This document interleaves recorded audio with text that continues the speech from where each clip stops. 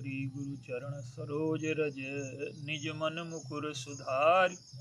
वरणहु रघुबर विमल जस जो दायक फल चार। बोलिए सियावर रामचंद्र की जय। सिय राम मैं सब जग जानी करऊं प्रणाम जोर जुग पानी। हमारी संस्कृति इस देश की सबसे बड़ी विशेषता है परिवार। परिवार का जो स्वरूप हमारे देश में है वो संसार में कहीं नहीं है। और परिवार से व्यक्ति का जीवन कैसे विकसित होता है और कैसे उसका भावनात्मक पोषण होता है, उसके सद्गुणों का विकास कैसे होता है, आइए कुछ सूत्रों के माध्यम से इसे समझने का प्रयास करें।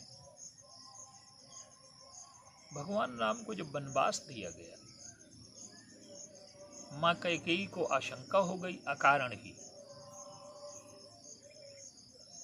तो वो कहती हैं कि वनवास दशरथ जी से मांग लिया। तो परिवार की पहली शर्त क्या है? भगवान राम ने क्या देखा?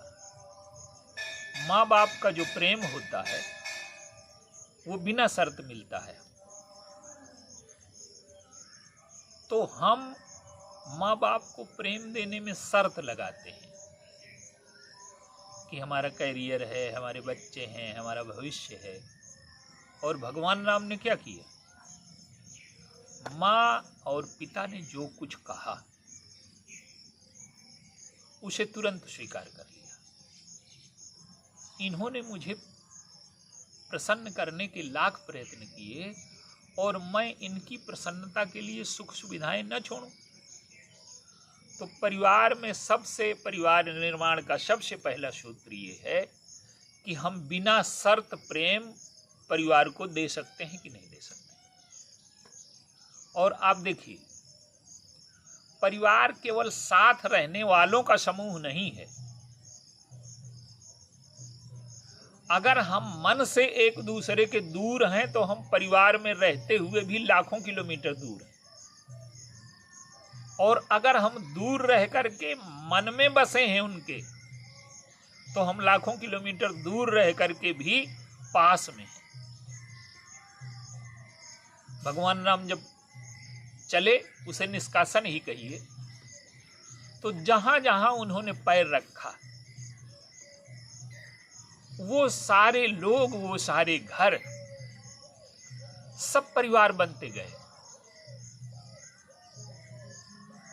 वो कहते हैं जो छोटे लोग हैं, वनवासी लोग हैं, जो बहुत छोटे छोटे साधनों से अपनी जीविका चलाते हैं।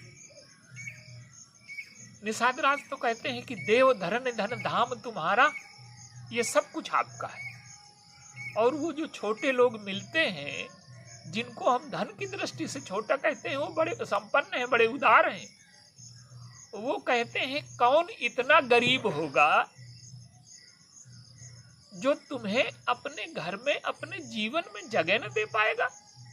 कौन सा ऐसा भागा राजा होगा, कौन सा ऐसा परिवार होगा जिसने तुम लोगों को निकाल दिया? हम इतने दरिद्र थोड़ा हैं, हम लकड़ी काट लेंगे, हम पत्तल बीन लेंगे, लेकिन हम आपकी सेवा और स्वागत के लिए। तो भगवान राम जहां गए सब लोगों के हृदय में स्थान बनाते गए। तो जब हम बिना शर्त प्रेम किसी को दें तो परिवार के लोगों के हृदय में हमारा स्थान बन जाए, ये पहली शर्त है परिवार की। और दूसरी शर्त परिवार की ये है कि परिवार में लाभ हानि का दृष्टिकोण नहीं होता। समाज में जैसे लाभ हानि का दृष्टिकोण हम रखते हैं कि ये कर्म करेंगे तो बदले में क्या मिलेगा, परिवार से कभी हम ये न चाहें कि हमें बदले में क्या मिलेगा। हम दिन भर जो कमा करके लाते हैं तो हम शाम को अपनी पत्नी के हाथ में रख देते हैं, और सुबह अगर हमें जरूरत पड़ी तो हम उससे 100 रुपए मांगते हैं तो वो मना करती है कि आप बहुत खर्च करते हो। तो हमें दुख नहीं होता कि सारा पैसा मेरा है, हमें प्रसन्नता होती है। तो परिवार में लाभ हानि का दृष्टिकोण अगर समाप्त हो जाए, लाभ हानि का दृष्टिकोण केवल धन में ही नहीं है, लाभ हानि का दृष्टिकोण कई जगह होता है। सुख में भी लाभ हानि का दृष्टिकोण होता है, विश्राम में भी होता है। हम अपने हिस्से का सुख इन्हें दे देंगे, ये परिवार भावना है। हम अपने हिस्से का विश्राम इन्हें दे देंगे। आप देखिए माता पिता क्या करते हैं कि अपने हिस्से का सुख हमें दे देते हैं, अपने हिस्से का विश्राम हमें दे देते हैं। एक लड़का है, जब उसे पढ़ने भेजते हैं तो परिवार के सबसे श्रेष्ठ परिस्थितियों में वो रहता है। कमाता कुछ नहीं, करियर बनाने गया है, लेकिन जैसे उसका परिवार रहता है उससे 100 गुना अच्छे ढंग से रहता है। वो खाना नहीं बनाता, उसको सबसे अच्छे कपड़े मिलते हैं, बिना श्रम के पैसा मिलता है। तो जब हम अपने हिस्से का सुख बांटने को तैयार हो जाएं परिवार के सदस्यों में, सबसे बड़ी गरीबी है हमारी ये कि हम अपने हिस्से का सुख और सुविधा और विश्राम किसी को नहीं बांटना चाहते। तो परिवार की पहली शर्त ये है कि बिना शर्त हम प्रेम दें जिनसे बिना शर्त हमने पाया। और परिवार की संपन्नता और जोड़े रहने का पहला सूत्र ये है। दूसरा सूत्र ये है कि हम अपने सुख में बंटवारा करने को तैयार हैं कि नहीं तैयार। हम अपनी सुविधा में बंटवारा करने को तैयार हैं कि नहीं तैयार। हम अपने विश्राम में बंटवारा करने को तैयार हैं कि नहीं तैयार। आज भगवान राम और उनके परिवार की महिमा क्यों गाई जाती है? उन्होंने केवल सुख का बंटवारा नहीं किया, उन्होंने दूसरे के हिस्से का दुख लेकर के अपना सुख उन्हें दे दिया। और जब हम अपने परिवार में उनके हिस्से का दुख लेकर के अपना सुख देने को तैयार हो जाएं, ऐसा परिवार कभी टूट नहीं सकता। आप देखिए विभीषण रावण का भाई, रावण ने लात मार करके निकाल दिया। भगवान राम के भाई भरत उनके चरणों की खड़ाऊं लेकर के पूजा करते हैं, और एक भाई रावण अपने छोटे भाई को लात मार करके निकाल देता है। इसका तात्पर्य क्या है कि भगवान राम ने भरत जी को बड़ा बनाने के लिए, भरत जी को राजा बनाने के लिए अपने हिस्से का राज्य त्याग दिया, अपने हिस्से का सुख त्याग दिया, अपने हिस्से की सुविधा त्याग दी। परिवार में कुतर्क नहीं चलता। आज परिवार में दुख इसलिए है कि सारा झगड़ा संसाधनों के बंटवारे का, सुख के बंटवारे का, और सब मेरे लिए सोचें, सब मेरे सुख का ध्यान रखें, सब मेरी सुविधा का ध्यान रखें, और सब मेरे विश्राम का ध्यान रखें, सब मेरी रुचि का ध्यान रखें। और न मैं किसी की रुचि का ध्यान रखूं, न किसी की भावना का ध्यान रखूं, न मैं किसी की सुविधा का ध्यान रखूं, न किसी के सुख का ध्यान रखूं।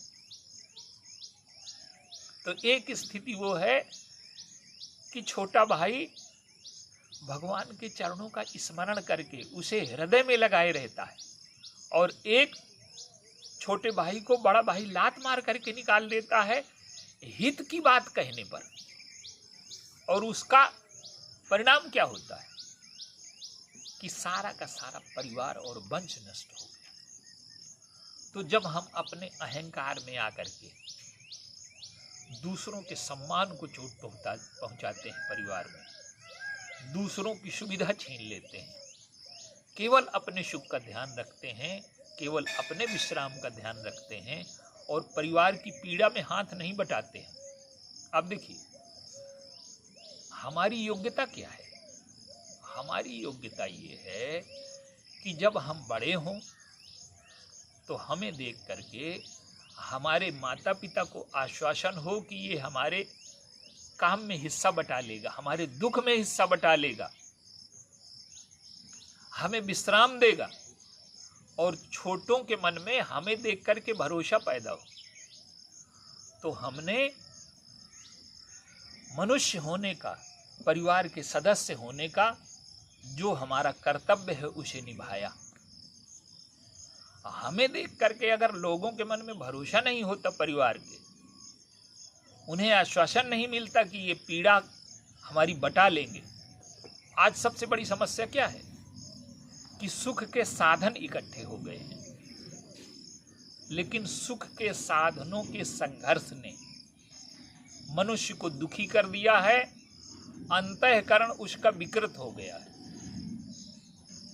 आज वो केवल अकेले जीना चाहता है, अपनी सुख सुविधाओं का ध्यान रखना चाहता है, परिवार की समस्याओं से उसे कुछ लेना देना नहीं। वो करियर के लिए, अन्य लोगों के लिए सबको छोड़ देना चाहता है। और जब हम 20 साल तक किसी काम के नहीं थे तो इसी परिवार ने हमें आश्रय दिया, सहारा दिया। और सबसे बड़ी बात यह है कि इन लोगों ने हमें प्रसन्न रखने का, लाख भांति से हमें प्रसन्न करने का उपाय किया। केवल हमारे भोजन का, वस्त्र का, रहने का, सुविधा का प्रबंध नहीं किया। हम किस तरह से प्रसन्न होंगे इसका भी प्रयास किया, तो हमारा परिवार तभी सुखी और संपन्न होगा जब हम बिना शर्त प्रेम देने को तैयार हों, अपनी सुख सुविधा, विश्राम को बांट करके दूसरों को दे दें। ये संपन्नता आ जाए और उनकी पीड़ा और उनके दुख को अगर हम स्वयं लेकर के अपना सुख दे सकते हैं तो ऐसा परिवार संगठित परिवार बनेगा। यही परिवार निर्माण की प्रक्रिया है। बोलिए सियावर राम।